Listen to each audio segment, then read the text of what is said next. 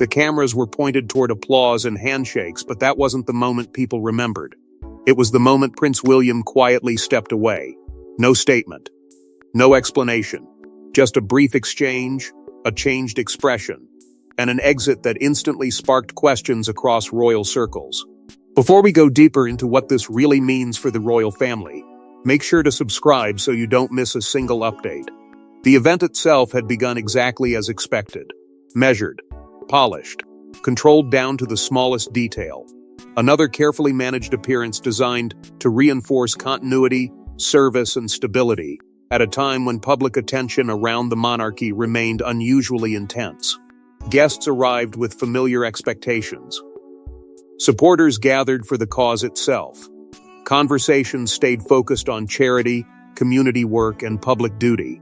Everything moved according to schedule. And then, something shifted. Not dramatically. Not publicly. That was what made people notice.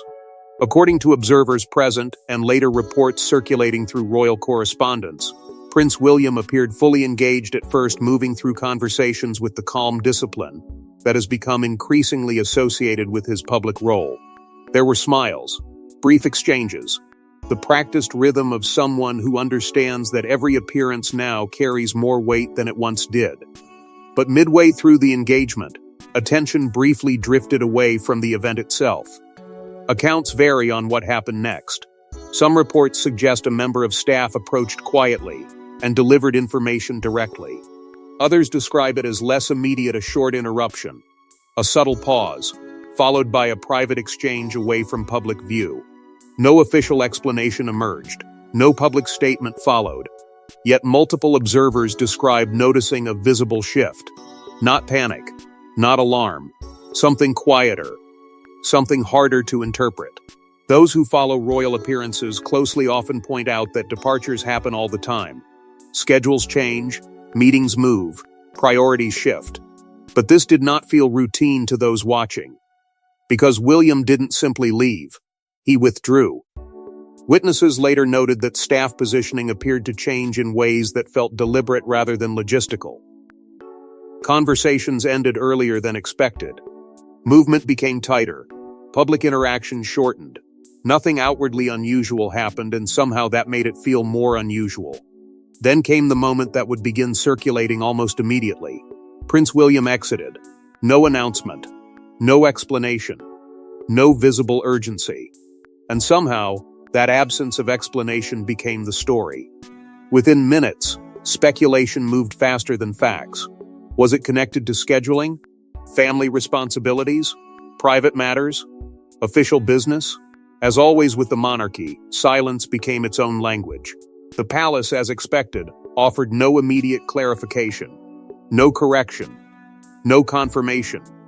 Just the familiar institutional stillness that often appears when attention begins moving toward matters considered private. But silence rarely stays empty for long. Commentators began revisiting recent appearances. Social media users dissected timing, posture, expressions, routines. People searched for clues where none had officially been offered. And then another interpretation began quietly appearing. Not official duties, private tensions. Whispers emerged suggesting the interruption may not have involved state matters at all, but something personal. Something connected not to the future of the institution, but to unresolved relationships that have remained impossible to separate from public life. The names attached to those whispers were predictable. William, Harry, and a conversation no one could confirm. Reports remained fragmented. Interpretations multiplied. Yet one question kept returning. If this was simply a scheduling adjustment, why leave so abruptly? And if it wasn't, what message had arrived that made stepping away feel more important than staying? Because for all the attention placed on the departure itself, people close to royal reporting circles seemed increasingly focused on something else entirely. Not the exit. The reason behind it. But leaving the event was only the visible moment. What allegedly triggered it was far more personal. Reports began circulating within hours, not of an emergency but of a message. Quiet, private, and according to various interpretations, deeply unwelcome. That was the detail that changed the conversation. The departure itself had already become a headline. Public appearances end early all the time. Royal schedules shift. Meetings appear and disappear without explanation. But the moment discussion moved from where Prince William went to what may have reached him before he left, the story stopped feeling procedural and started feeling personal. And inside royal reporting circles, personal stories rarely remain private for long. By the end of the day, competing accounts had already begun to emerge.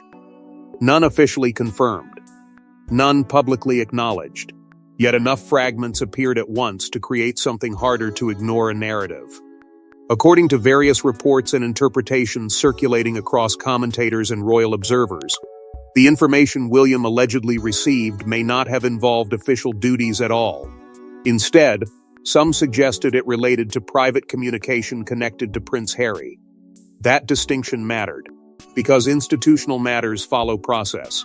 Family matters do not. There was no announcement, no statement from representatives, no confirmation that any message existed, let alone what it contained. Yet that absence created room for interpretation, and interpretation rushed in. Some suggested it was a request, others framed it as outreach. Others went further and described it as an ultimatum. That word began appearing quickly. Ultimatum. A word loaded with implication but strangely empty without details. Because what does an ultimatum actually mean inside a family that exists under permanent public observation? For some, it implies pressure. For others, boundaries. For others still, one final attempt to force movement where silence has taken hold. But what gave the reports their emotional weight was not the possibility of conflict, it was timing. Royal schedules are not random. Engagements are planned carefully. Public appearances are measured. Departures become noticeable precisely because so much effort goes into avoiding disruption. Which meant that if private communication truly interrupted that structure, people immediately began asking a different question. Why interrupt now? Observers familiar with how royal appearances operate pointed out that timing often communicates more than words ever could. A private message delivered during public duty does not remain private for long, not because of what is said, but because of what it interrupts.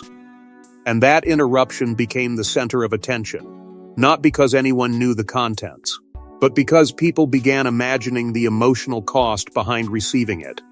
The speculation shifted. Less discussion about protocol, more discussion about history. People returned to old fractures, old interviews, public distance, quiet years that seemed to stretch longer each season. The conversation stopped sounding political and started sounding human. Because beneath titles and expectations sits a reality people rarely admit.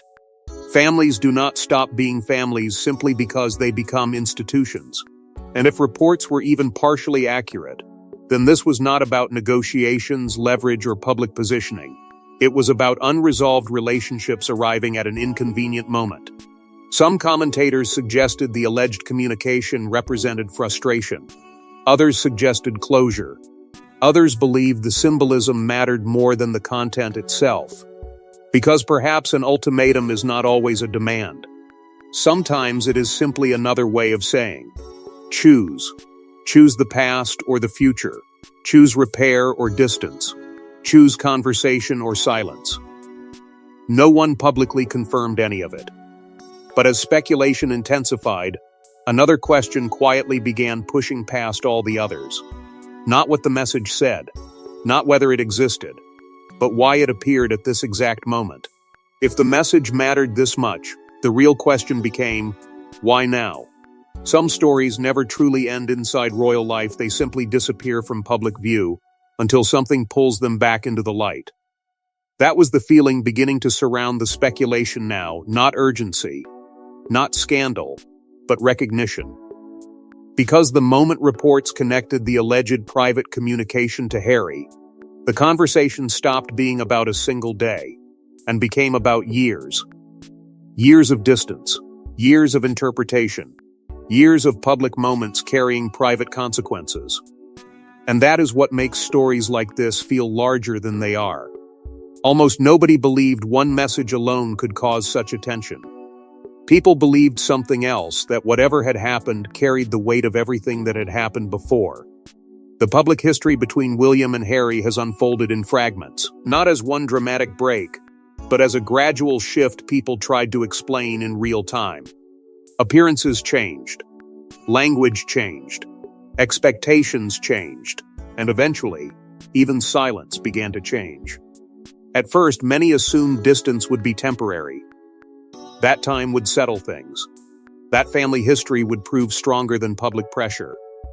But royal life has a strange way of turning ordinary tensions into permanent symbols. Every appearance becomes interpreted. Every absence becomes meaningful. Every decision becomes evidence of something larger. And once that happens, relationships stop belonging entirely to the people living them. That transformation may be one of the least visible and most exhausting parts of modern monarchy. Because public duty demands consistency, personal relationships rarely offer it. Over time, observers began noticing how impossible that balance appeared to become. Public responsibility requires predictability, restraint, and continuity. Family relationships require something much messier: emotion, flexibility, difficult conversations, uncomfortable honesty. Those worlds are not always compatible. And when they collide, someone usually ends up carrying both. That tension became impossible to ignore as years passed. The role William occupies today asks for stability above all else. Continuity, reliability, the ability to represent something larger than himself. Every public appearance, every charitable commitment, every carefully measured response exists inside that expectation. But expectations come with costs. Because beneath schedules and protocol exists something less discussed. Emotional exhaustion, not dramatic exhaustion, not visible collapse. Something quieter. The exhaustion of becoming symbolic. The exhaustion of understanding that every interaction will be analyzed for meaning. Every word examined. Every silence interpreted, and perhaps most difficult of all, every personal decision measured against institutional expectations. That pressure changes relationships. Not overnight. Not because people stop caring, but because eventually every conversation begins carrying consequences far beyond itself. That is why so many observers resisted reducing the current speculation to a single disagreement or alleged request. Because accumulated history behaves differently. One difficult conversation can fade. Years of unresolved moments do not. The distance people discuss today was never presented publicly as one decisive event. Instead, it appeared through intervals, through changing routines, through moments that felt smaller at the time than they later became. And that may be why this latest rumor felt unusually heavy, not because anyone knew what was said, but because people wondered whether old questions had returned wearing new language. Questions about responsibility. Questions about loyalty. Questions about what family means when public roles become impossible to separate. And perhaps that is why the alleged communication generated so much attention. Not because people expected answers, but because they feared history repeating itself. Because when unresolved stories return, they rarely arrive unchanged. They arrive carrying everything that was left unsaid. Yet insiders focused less on old disagreements, and more on what the latest request may have represented. The word itself changed everything. Ultimatum. Not because anyone confirmed one existed, but because people immediately assumed they knew what it meant. And once that word entered the conversation, the story stopped behaving like a rumor and started behaving like a test. Not a test of schedules, not a test of protocol, a test of interpretation. Because an ultimatum is one of those rare words that means almost nothing until people decide what emotion to attach to it. Pressure, hope, frustration, closure, control, reconciliation, distance. Everyone seemed to hear something different, and that may explain why speculation accelerated so quickly despite the absence of confirmation. There was still no verified account of any message. No public acknowledgement. No indication of what was said, if anything was said at all. Yet people increasingly spoke as though the meaning had already been decided. That tendency reveals something larger than this particular moment. Royal stories are rarely consumed as events.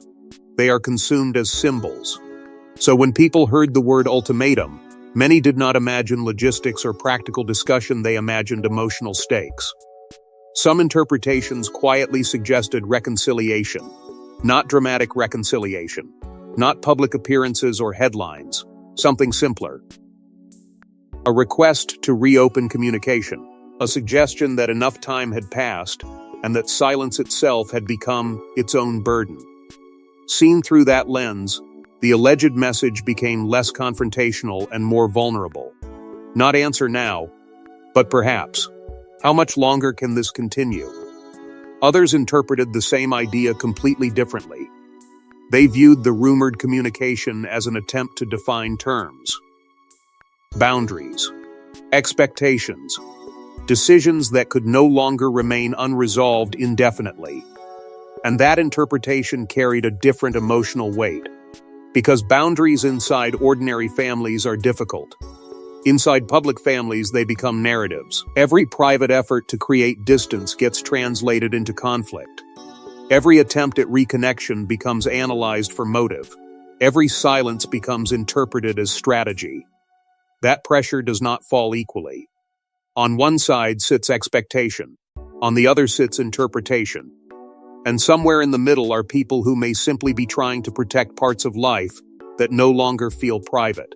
That is what made this particular wave of speculation feel unusually difficult to pin down, because nobody seemed certain what outcome they even believed the alleged message was trying to create. Repair? Acknowledgement? Finality? Opportunity? The uncertainty became the story, and uncertainty has always been powerful fuel. Questions multiplied faster than information. If reconciliation was the goal, why now? If boundaries were the goal, why communicate at all? If expectations had changed, what caused them to change? The absence of answers created momentum. Commentators filled gaps. Observers attached meaning. Old narratives returned and attached themselves to new possibilities. And almost without anyone noticing, discussion about one alleged private exchange became a broader argument about family itself. How long should distance last? Who makes the first move? Does responsibility change depending on position? Can public roles ever fully separate from private emotions?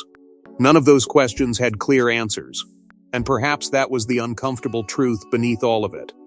People were not reacting to confirmed information. They were reacting to uncertainty.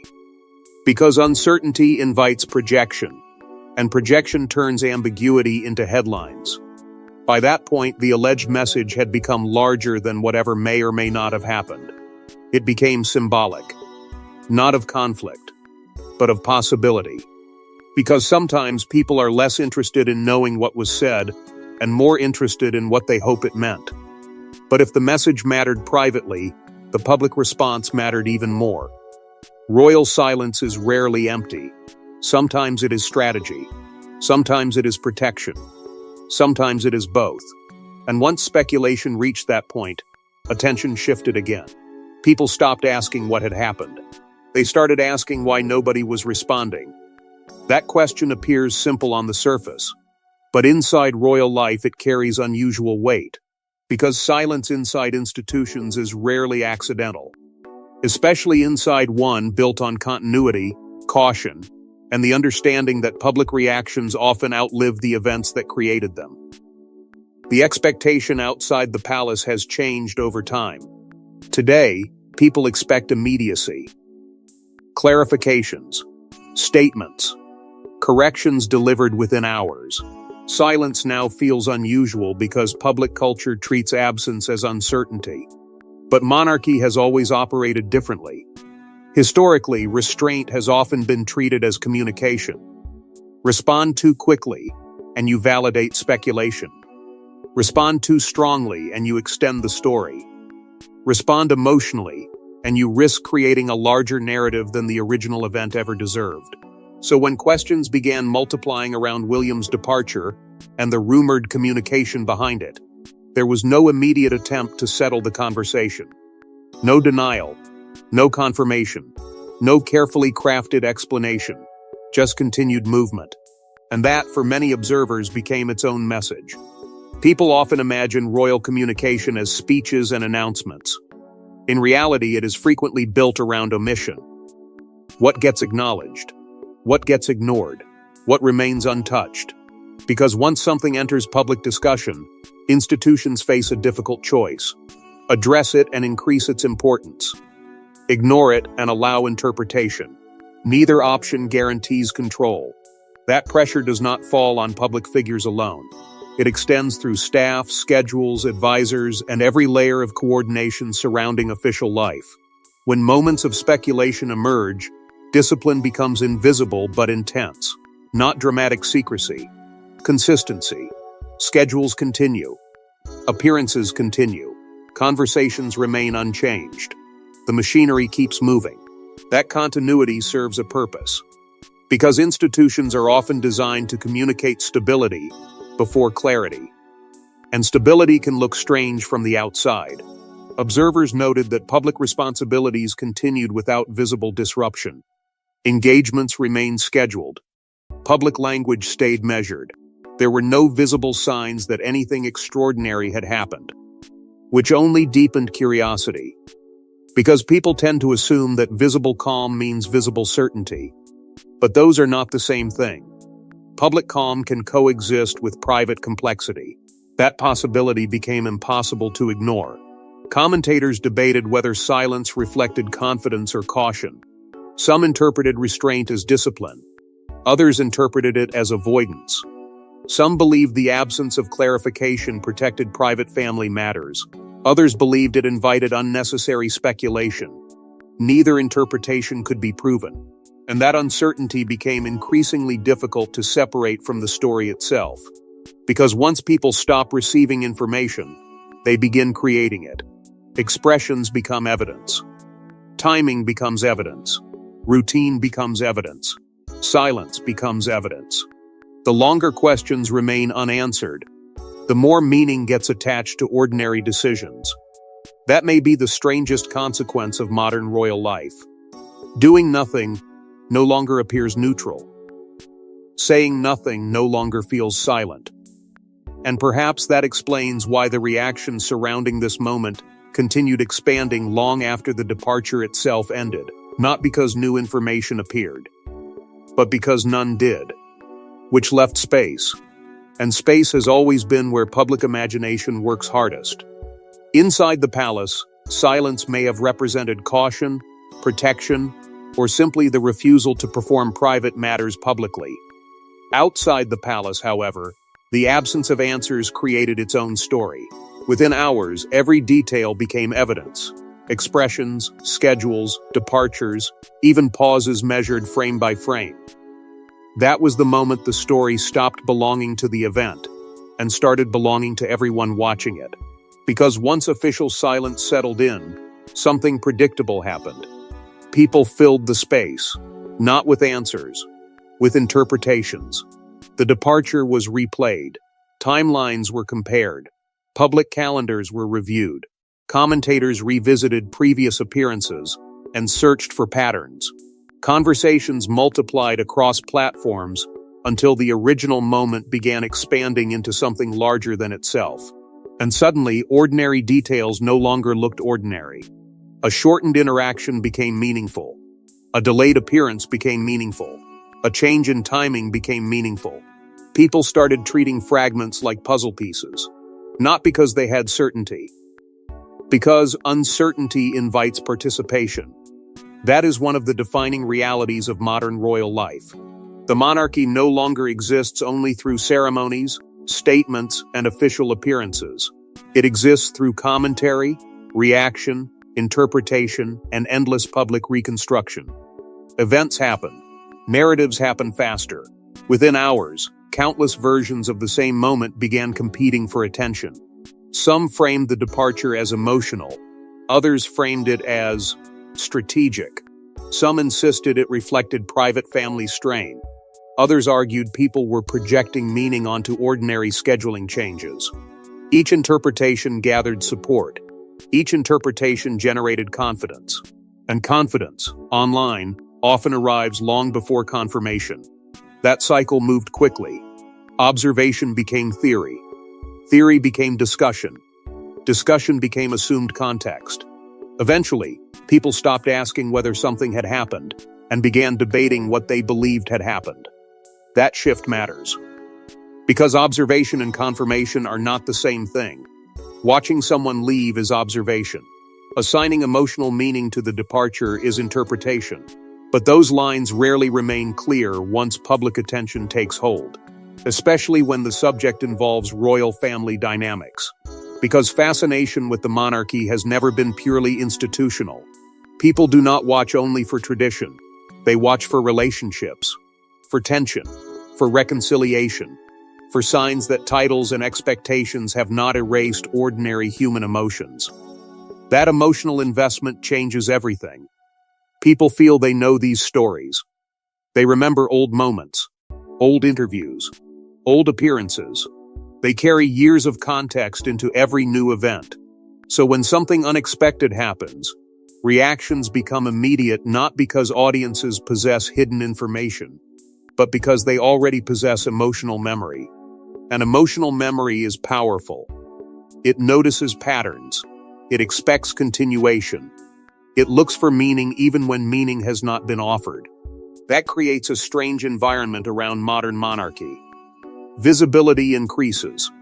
Certainty decreases. Every gesture becomes public. Every explanation remains incomplete. And somewhere between those two realities, narratives begin forming. Not intentionally, not maliciously, almost automatically. Because people are uncomfortable with unanswered questions. So they create answers that feel emotionally complete. By this stage, the original departure barely stood alone anymore. The conversation had expanded far beyond one event. Now it became about communication, about family, about expectation, about whether distance means closure or simply waiting. And perhaps the most revealing part of all was this. The louder public discussion became, the less anyone actually knew. That contrast only intensified interest. Because headlines thrive on certainty, but attention survives on ambiguity. And beneath the noise, beneath the analysis, beneath the endless cycle of reaction and reinterpretation, something quieter remained. A question that no commentary seemed able to settle. Yet beneath headlines was a quieter question no one could answer. Perhaps the story was never about walking away. Perhaps it was about deciding what should remain private. Because after the speculation, after the analysis, after the endless attempts to decode timing and meaning, a quieter interpretation began emerging. What if leaving was not the message? What if the message was refusing to turn something personal into something public? That possibility changed the tone of the conversation. For days, attention had been focused outward: who said what was requested, what it allegedly meant. But eventually another question appeared beneath all of it. What happens when public responsibility collides with private boundaries? That question may be impossible to answer cleanly inside royal life. Because the monarchy asks something unusual of the people inside it. It asks them to become symbols. Reliable, measured, available, visible. And symbols are often expected to remain understandable at all times. But people do not work that way. People have limits. People carry history.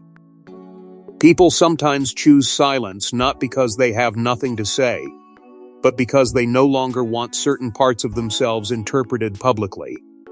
That possibility reframed the entire moment. Maybe this was not avoidance. Maybe this was selection. Choosing which responsibilities belong to public life, and which still deserve protection. That distinction matters more than people often realize.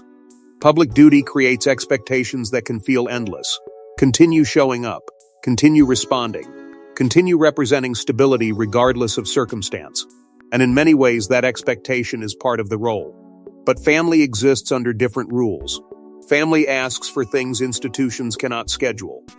Emotion, patience, boundaries, space. Those needs rarely fit neatly into public responsibility, and perhaps that is why moments like this resonate so strongly. People recognize something familiar inside something extraordinary.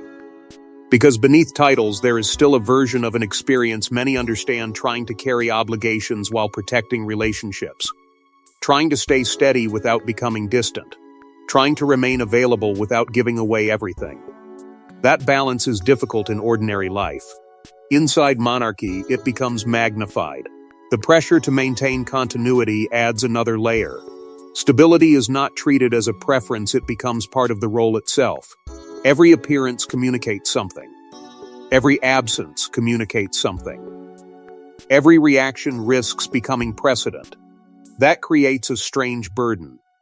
Leadership becomes symbolic long before it becomes personal.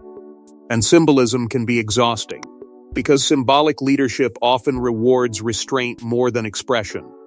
You are praised for staying composed, for continuing, for absorbing, for moving forward. But what rarely gets discussed is the cost of always appearing unaffected. Perhaps that is why restraint itself can become meaningful. Not dramatic restraint, not silence designed to punish. Something quieter. A decision not to explain everything. Not every thought. Not every conversation. Not every relationship. There is strength in that, even if it frustrates people searching for answers, because choosing not to react is still a choice. Choosing not to narrate private emotions is still communication. And maybe that possibility deserves more attention than speculation ever received. Because if the moment truly carried emotional weight, then perhaps stepping away was not rejection. Perhaps it was preservation. Not protecting an image, protecting a boundary. And suddenly the story feels different. Less political. Less strategic. More human. Not about winners. Not about sides. Just about the quiet reality that some decisions are made not to end conversations but to keep certain conversations from becoming public property. And in the end, the unanswered questions may become the lasting headline. The event ended. The cameras left. No dramatic announcement came. But sometimes the most revealing royal moments are the ones nobody explains. And perhaps that is the strange truth at the center of everything that followed. For all the discussion, all the interpretation, all the endless attempts to decode timing, expression, and meaning, nothing definitive ever arrived. No extraordinary statement. No confirmation. No final chapter. Only a moment. A departure. And a silence people could not stop trying to translate. That is often how royal stories survive. Not through certainty. Through absence. Because the public imagination rarely remembers what was explained clearly. It remembers what remained unresolved. By the time attention began slowing, something had changed in the conversation. The original question, "Why did William leave?" no longer seemed large enough to contain everything people had attached to it. Now people were asking different questions. Questions about distance. Questions about responsibility. Questions about whether public roles eventually reshape private relationships beyond recognition. And yet, despite all the theories, nobody truly knew. That contrast may be the most revealing part. Public life creates the illusion of access. Appearances feel familiar. Schedules feel transparent. Moments feel visible. But visibility and understanding have never been the same thing. The modern monarchy exists inside that contradiction. More visible than ever. Less understandable than people assume. Every appearance is seen. Not every emotion is. Every moment is recorded. Not every conversation belongs to the audience. And perhaps this entire story became compelling not because something extraordinary happened, but because something ordinary may have happened in an extraordinary setting. Someone received information. Someone made a choice. Someone protected a boundary. That possibility feels smaller than the headlines. But perhaps it feels more human. Because families are complicated long before they become public. Add symbolism. Add expectation. Add history. Add millions of people trying to understand decisions they will never fully witness. The result is something impossible to untangle cleanly. That does not make the emotions less real. It only makes them harder to define. And maybe that is why moments like this linger. Not because they reveal everything, but because they reveal limits. Limits to access. Limits to interpretation. Limits to what public life can truly explain. For all the speculation surrounding messages, timing, expectations, and silence, one possibility remained quietly untouched. Maybe there was no dramatic confrontation. Maybe there was no decisive turning point. Maybe there was simply a person choosing what to carry publicly and what to leave private. That possibility is less satisfying. But sometimes it feels closer to truth. Because life rarely offers conclusions when people expect them. It offers pauses. Unfinished conversations. Moments that resist becoming stories. And those moments often remain longer than the loudest headlines ever do. So the event passed. The schedule moved forward. Public life continued. And the questions remained exactly where they started. Not because nobody looked hard enough, but because some answers may never belong to public life at all. And perhaps that is why this moment continues to hold attention. Not because of what people learned, but because of what they never did. Because inside royal life, the moments people remember are rarely the speeches, they're the exits no one expected. Thanks for watching. Please don't forget to like and subscribe, and we will see you in next one.